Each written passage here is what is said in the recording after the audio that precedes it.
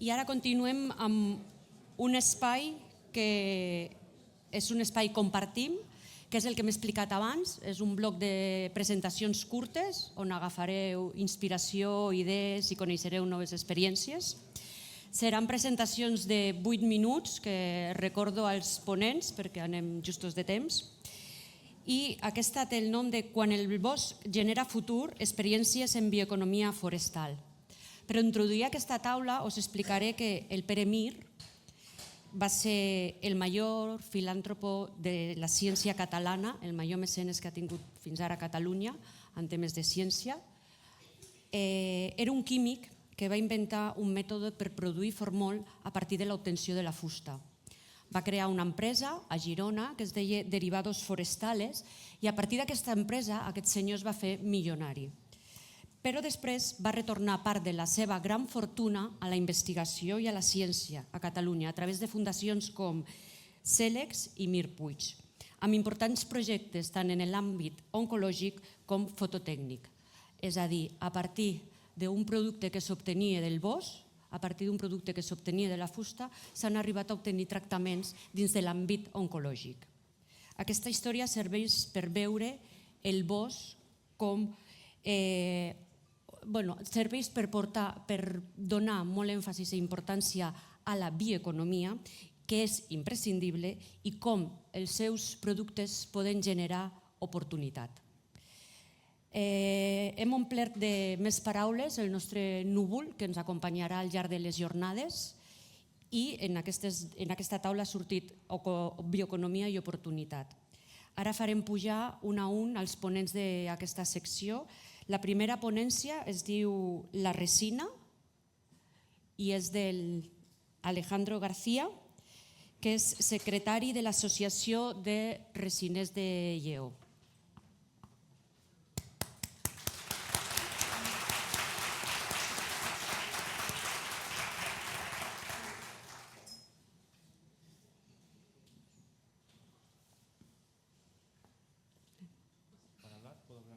Si quieres, sí.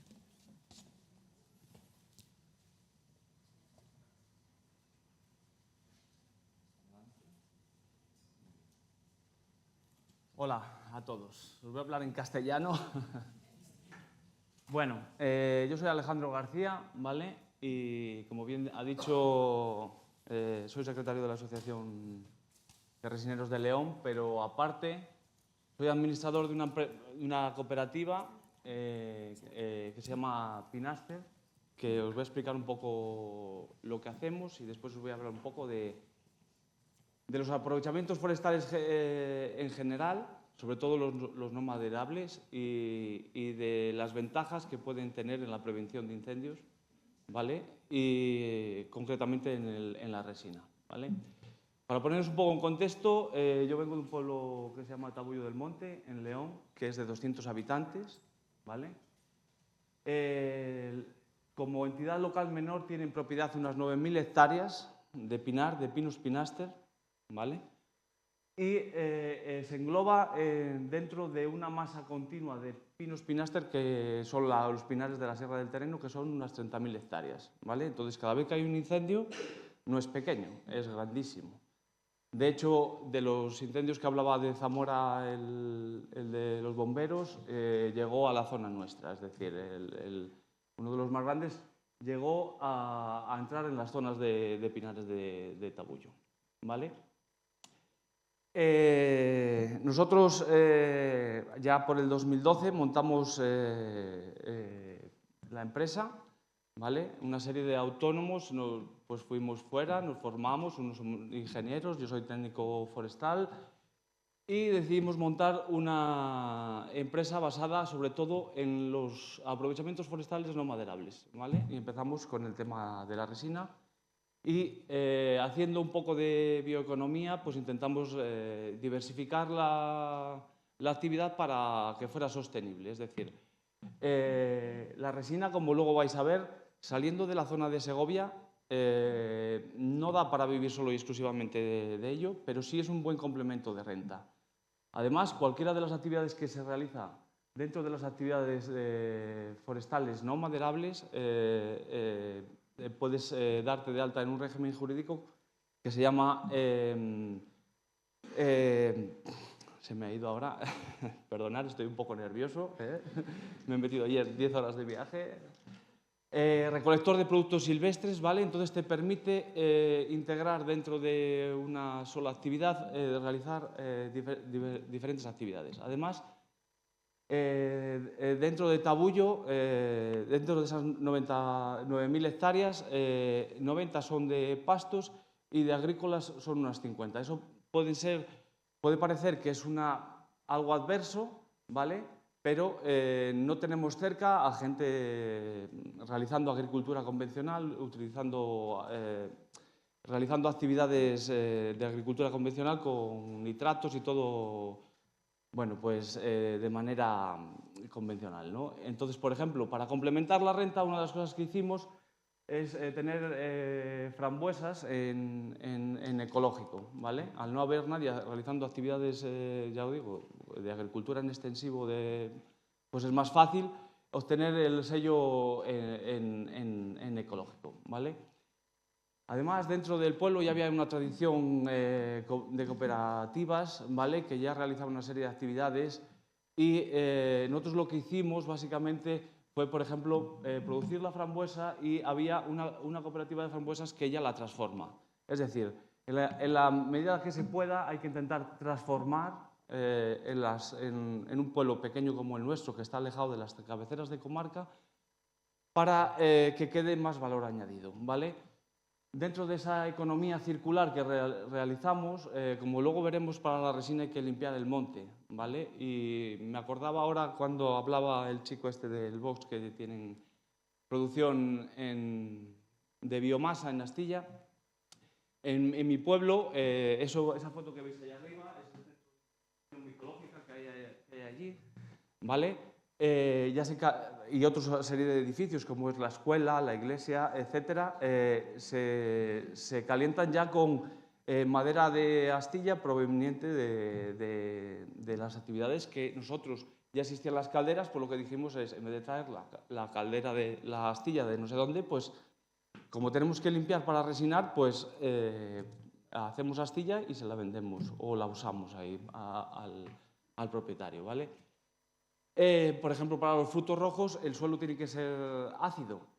Cuando haces una resinación, descortezas el árbol. Esa corteza se puede usar para acidificar el suelo. Bueno, la idea es intentar que todas las actividades que realizamos que sean sostenibles y que nos generen una economía circular, ¿vale? Además, ese grupo de personas lo que permitieron fue fijar población, ¿vale? Y que, por ejemplo, la escuela rural, que van unos 9 niños, que no cerrara, ¿vale? Porque somos todos bastante jóvenes.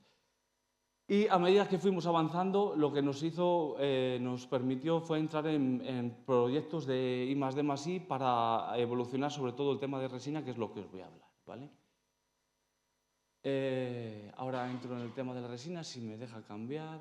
Vale, perfecto, vale. La resina es un producto que viene de las coníferas en general, es decir, en España principalmente se está extrayendo resina de Pinus pinaster, pero en esos proyectos diferenciadores o de investigación que trabajamos, hemos probado en Pinus radiata, aquí en Barcelona se ha probado con el Pinus alepensis y bueno, la idea es extraer un producto natural, ¿vale? Y pongo ecológico. Antes siempre hablábamos al principio de los tiempos que no es que sea ecológico, es que es salvaje. Y usamos ese término para diferenciarnos ya de esa terminología de economía verde en la que hacen auditorías, necesitan auditar externamente para certificar que el producto realmente es ecológico. Nosotros no tenemos que certificarlo, nosotros vivimos en el monte, es salvaje, es ecológico ya, no necesitamos, ¿vale? De ahí se extraen, de la resina se extrae aguarrás y colofonia, productos que principalmente hoy todos los que estamos en la sala hemos usado, pero con el pequeño inconveniente de que los hemos usado como derivados del petróleo. Es decir, todos los cosméticos, los perfumes que hemos usado hoy para acicalarnos podían provenir de resina natural. Simplemente que todavía no existe una concienciación del trabajo que ahora os voy a explicar que hay detrás, y deberíamos de exigir como ciudadanos que esos productos fueran ya no de origen ecológico, sino de origen salvaje, como he dicho antes, ¿vale? Bueno, tiene una serie de propiedades, pero a medida que hemos ido trabajando en esos productos diferenciadores, quiero deciros que es un producto que tiene mucho potencial, ¿vale? La resinación se viene realizando de manera tradicional en muchas partes de España, sobre todo en las zonas de Pinus-Pinaster, pero centrados sobre todo en Segovia, ¿vale? ¿Qué pasa? Que yo vengo de León y el modelo segoviano, como bien se ha dicho aquí a lo largo de las jornadas, cada zona tiene su idiosincrasia y hay que ir... ¿Cuánto me queda, perdona? Bueno, vale, pues... ¿Un minuto más, puedo? Vale, en los trabajos de resinación sí tiene una serie de externalidades que creo que engloban bien dentro de lo que estamos hablando aquí, ¿vale? Que es que necesitamos limpiar el monte. Además, existen proyectos donde los resineros están integrados como vigilantes. En Portugal, por ejemplo, existe la figura del resinero bombero, ¿vale? Donde realiza una figura de vigilancia activa, porque está trabajando en el monte para desarrollar su actividad, ¿vale?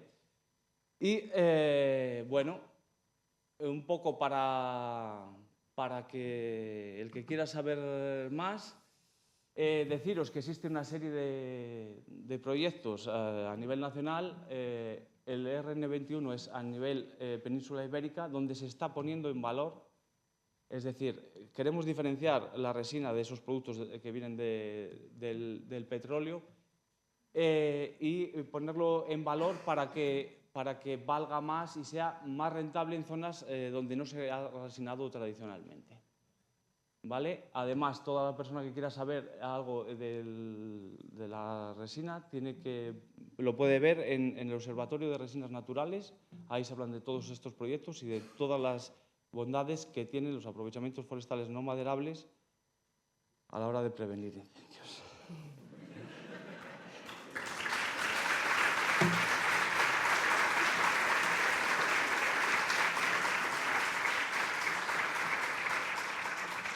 Gracias, Alejandro. ¿Me voy? No, puedes ir. Vale, es que me sabe mal decirlo, pero sí. Como también me sabia mal pararte. No sóc bona, fent això de dir a la gent que calli. Sí. La següent ponència ens la farà Virginia Garcia, que és directora de la unitat de teixits funcionals del Centre Tecnològic Eurocat i que porta per títol Teixits funcionals. També vull 10 minuts. Sí.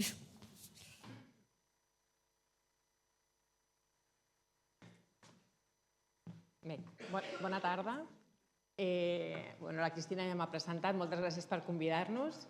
Estic una mica fora de la meva àrea de confort a nivell professional, però espero que a poc us acostumeu una miqueta més a veure'ns i que trobeu molt interessant del que avui us vaig a parlar. Com diu la Cristina, soc la responsable de la unitat de tèxtil funcional a Eurecat, que és el Centre Tecnològic de Catalunya, i vinc com a representant també del projecte europeu Green Smart Med i de la iniciativa TextBoot, que més endavant us explicaré. En realitat, el títol de la meva presentació estava més alineat a com tancar el cellulose gap, que després també us explicaré què vol dir aquest concepte, de la indústria tèxtil a través de la valorització dels recursos forestals. Bé, per posar una miqueta de context, us parlaré dels reptes que tenim a la indústria tèxtil, que potser per vosaltres queda una mica més lluny. Avui en dia, el cotó és la segona fibra més produïda al món, amb un volum de 24,7 milions de tones a l'any que estan reportades a l'any 2023 per la revista Textile Exchange. Això representa aproximadament el 20% del total de les fibres produïdes. Ja coneixeu, el cotó és una fibra natural, una fibra que està composta per el 99% de cel·lulosa. Tot i així, les fibres sintètiques encara dominen el mercat tèxtil i representen aproximadament el 57% de la producció mundial, només el polièster. Aquest context és un context que genera un problema important, la dependència del petroli i l'impacte ambiental que genera la producció de cotó. Ara us parlaré una miqueta del cellulose gap, que és el concepte principal de la meva presentació. El cotó és una fibra natural i està una mica acotada la seva producció per l'ocupació del sòl i per com impacta a nivell ambiental, perquè competeix també amb l'agricultura. Per tant, és inviable aconseguir produir la demanda de fibra de cel·lulosa que es preveu que hi hagi al 2030, que s'està parlant d'una demanda de 5,4 quilos per persona de consum de fibra de cotó o de fibra de cel·lulosa, quan les plantacions actuals i el creixement que es pot preveure només pot arribar a subministrar 3,1 quilos per càpita. A més d'això, tenim la regulació europea que promou limitar l'ús de fibres sintètiques verges per tal de minimitzar les emissions de CO2, l'alliberament de microplàstics al sòl i a l'aigua i també la dependència del petroli. Per tant, ens fa replantejar com hem d'afrontar la indústria tèxtil buscant solucions més sostenibles. És aquí on apareixen les fibres de cel·lulosa regenerada. No les coneixem com els RFCs. Què són aquestes fibres? Doncs són unes fibres que provenen de fonts renovables i no de fonts fòssils com els polièsters i, a més, al final del seu cicle de vida són biodegradables. Per tant, són materials més sostenibles. Tenen propietats molt similars a les del cotó respecte a la suavitat, a la resistència i a l'absorció i requereixen més recursos per a la seva producció, menys consum d'aigua i també no apliquen aquests pesticides que són tan perjudicials pels nostres sòls. Com a altre punt interessant, podem extreure la cel·lulosa de diferents fonts, com podria ser una d'elles, que és el tema que ens afecta avui aquí, la fusta o els subproductes que es generen de la gestió forestal, però també altres residus agrícoles i també, molt interessant, residus de la pròpia indústria tèxtil, perquè tot el residu de cotó que es genera també es pot després reciclar a través d'aquestes tecnologies que us vinc a presentar i convertir-les en cel·lulosa regenerada. Com vinculem això al territori i a la jornada que tenim avui aquí? Durant tota la jornada s'ha estat parlant que Catalunya té una població o un territori molt ample a nivell boscos. S'ha parlat de 63%, jo tenia apuntat un 65% de territori boscós, que implica que tenim molta disponibilitat de la matèria primera que es necessita per fer aquestes fibres, que és la cel·lulosa. Quin és el context que estem treballant precisament avui i que s'està comentant contínuament? El problema o la gestió forestal que no és suficientment intensa o apropiada per evitar problemes com podrien ser els incendis forestals i efectes secundaris com podrien ser les riuades aquestes més agressives.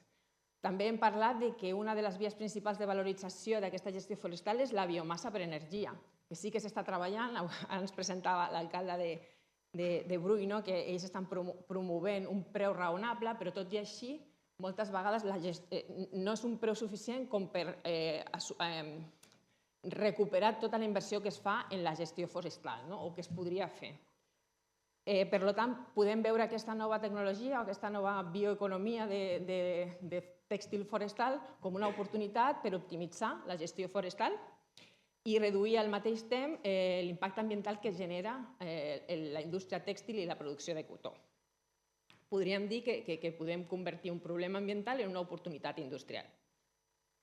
A partir d'aquí us volia explicar com està aquesta iniciativa. Les fibres de cel·lulosa regenerada no són unes fibres noves, ens acompanyen des de fa molt de temps. De fet, la viscosa, segur que tothom la coneixeu i segur que molts de vosaltres la porteu posada a la vostra roba. El liocel és una altra de les fibres que ara està molt de moda perquè és una fibra de cel·lulosa molt més sostenible que la viscosa, que té uns processos de transformació molt agressius per l'entorn i, per tant, ja existeix, no és algo nou. Però és veritat que a Catalunya, ni a Espanya i al sud d'Europa no existeix indústria d'aquest tipus i, per tant, és una oportunitat per generar un nou ecosistema tèxtil-forestal que ens permeti ser més competitius. Nosaltres, des d'Eurecat, com estem apostant per aquesta tecnologia? Hem fet una inversió molt important en una tecnologia de transformació de cel·lulosa en fibres pel sector tèxtil, que és pionera perquè no hi ha altra institució aquí a Catalunya ni cap empresa que s'hi dediqui, per tant, us convido que si voleu venir a visitar-la esteu convidats. I estem treballant juntament amb experts en el sector forestal, com és el Centre Tecnològic Forestal de Catalunya, des de fa 3 anys, en el projecte TextBoots. Aquest projecte té com a objectiu mostrar la viabilitat d'aquesta nova cadena de valor tèxtil-forestal. Des del Centre Tecnològic Forestal han fet un estudi de les diferents espècies, d'aquesta diversificació d'espècies i veure quines, a nivell de volum i a nivell de qualitat de la fusta, ens poden permetre fer aquesta transformació de cel·lulosa a fibres tèxtils. Amb la Universitat de Lleida, ells s'encarreguen dels processos d'extracció de la cel·lulosa de la fusta i des d'Eurecat nosaltres fem l'últim pas, que és la dissolució d'aquesta cel·lulosa i la transformació en fibres de valor per a la indústria tèxtil. Per una altra banda, també estem treballant perquè és important entendre que és algo molt incipient, no estem parlant d'una tecnologia o d'una indústria que ja estigui implantada en Catalunya ni a nivell estatal, però té moltes oportunitats i voldríem ser pioners. Això ha de passar perquè hi ha una necessitat en el sector tèxtil i hi ha uns recursos a nivell territorial i, per tant, nosaltres volem promoure que Catalunya sigui pionera en aquest sentit. I estem treballant amb una col·laboració estratègica amb diferents agents del sector a través del projecte Green Smart Med. És un projecte europeu i involucra diferents agents del sector tèxtil, diferents agents de la cadena forestal i el que volem és precisament unir aquests dos sectors, apropar-los una miqueta més. Per això estic avui aquí, jo, per explicar-vos aquesta tecnologia, per fer una mica de pedagogia, impulsar innovació i coneixement i finalment arribar a tenir projectes col·laboratius. En aquest sentit, us he inclòs un QR en aquesta diapositiva perquè hem generat a través d'aquest projecte un grup de treball regional en el que algun de vosaltres ja hi participeu, per exemple el Miquel Rafa, i que ens agradaria que si algú té algun interès per entendre bé què s'està fent i vol aportar el seu punt de vista, podeu registrar-vos sense cap problema i ens veiem a la propera reunió, que segur que tots vosaltres podeu aportar valor. I bé, fins aquí simplement concloure dient que hi ha un problema a la indústria tèxtil, un problema també a nivell forestal. El problema tèxtil és la falta de fibres de cel·lulosa o fibres més sostenibles, que hi ha una solució, que són aquestes fibres regenerades, i que també hi ha una oportunitat local, que són els recursos forestals.